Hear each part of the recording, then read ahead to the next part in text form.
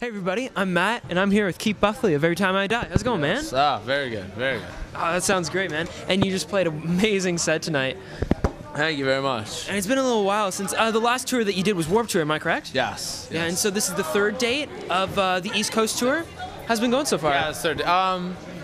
Quebec was terrible. Montreal was fucking awesome, as usual. I mean, you know, par for the course. Quebec's usually pretty bad, but... And then this will probably be my favorite show of the tour. That's awesome to hear, man. It was always fucking amazing. Oh, for sure. And so I heard a rumor around that you actually were doing something with some members of Fall Out Boy, from Joe and Andy. Is there any truth to that? There's a little truth to that. I don't know if I'm allowed to say, but there might be a little truth to that. Was that a gunshot? Was that just a gunshot? That was a gunshot. That was Andy. Andy's shooting people. I mean, perhaps. If people do some research, they'll find out some things. So they'll leave it vague and mysterious? I have to. I can't say anything very specific, but. And so if someone was to say that there would be something in the future happening, would they be incorrect or correct to say so? They would be a very astute guesser. Absolutely. Oh, that's awesome to hear. And so I've heard another rumor is that there's on the cusp of another record deal, and I was wondering how are things going on the fifth album? Slow. We actually we start writing when this tour is done. So. Oh, that's amazing. This ends the 23rd, and then we have off from November 23rd to like February 19th. So yeah, we'll have a new record written in that meanwhile, and then we got to go to Australia and play a festival, and then hopefully when we come back we get in the studio. So yeah, I think we'll have a record out in the next 6 or 7 months for sure. That's amazing to hear. And so I guess from the standpoint, it's difficult to tell into the future, but at the standpoint that you're at now, is it difficult to break? I guess with the Big Dirty, there's a lot of raw energy brought back from last night in town and Hot Damn, and with Gutter Phenomenon, it was a very polished record. Right. And so I guess what can people really expect? A combination of the two? No. We dipped our feet in the waters of both, and we tried a polished record. We knew what we had done on Hot Damn was very, like you said, very raw, but I think that once we did both and realized where we felt more comfortable, then we went back towards the leanings of Hot Damn. So yeah, I don't think anybody has to worry about anything polished coming out from us anytime soon. Like we know where we feel most comfortable. So it'll be I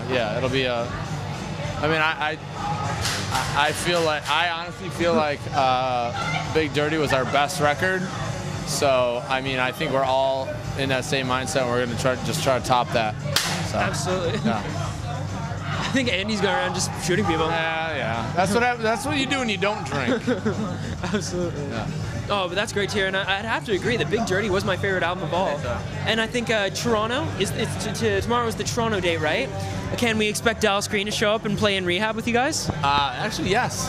That's awesome to hear. Yes, he will do that. Yes, tomorrow is going to be a big day. That's amazing. Yeah. And so where did that collaboration come from? I know that Buffalo is only about like a 10-minute ride from like the border. So well, we had we're all, Canadian bands that come out. Buffalo's very keen on that, so we're always very familiar with Canadian bands that come out. I mean, we grew up on like New Day Rising and Grade and things like that. So when bands come out in Canada, they're doing very well. Like we tend to be the second people to hear them being in Buffalo. So when It's On Fire came out, like we knew that they really had something fucking amazing, and it was, kind of reminiscent of like, how New Day Rising had a lot of singing parts, but it also got very heavy, and same with Grade. And so It's On Fire, yeah, like we're huge fans, and we met on Warped Tour in 2006, and we just became really good friends, and then we toured through Canada a year later, and we just kind of like I think Dallas Green has one of the best voices out there. So absolutely, his voice is incredible. Yeah, it really is. It's not just incredible like for the scene, but like overall, out of any vocalist I've ever heard, like course. he's one of my favorites. So And so versatile. Like yeah, he does, like a city. yeah. So to be able to work with him, I was very excited, and yeah, we put something together, and he happened to be out in California while we were recording. So absolutely. And when I saw like the dudes and don'ts recording in Dallas, that was fucking hilarious. Yeah, that was pretty cool.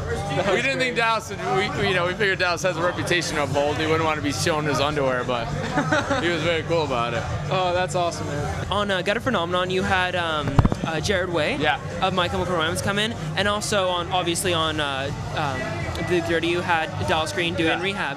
And so I guess, who's your, as a guest vocalist, who'd be the most, like, you'd want to do something with the most?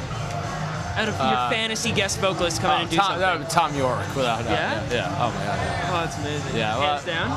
Oh yeah, hands down, easily. But look, I feel very very blessed to be able to have worked with Gerard and Daryl from Glassjaw and Dallas, on all the things we've done. I really think that, like, there's not many vocalists out there that I fucking appreciate, like, 1,000,000%. I think that, like, as far as singing goes, those three are like one of my huge favorites. They're all. I'm a huge fan of all of them, but I don't know. I'd love to, like, work with, like, we tried to get Wes from American Nightmare on Gutter Phenomenon. That just didn't work out. Like, I'd love to have, like, Greg from Dillinger or Jake from Converge or things like that. But as far as singing goes, I really think I've run the gamut and, like, worked with all the people that I've grown up admiring. So that's amazing. Yeah.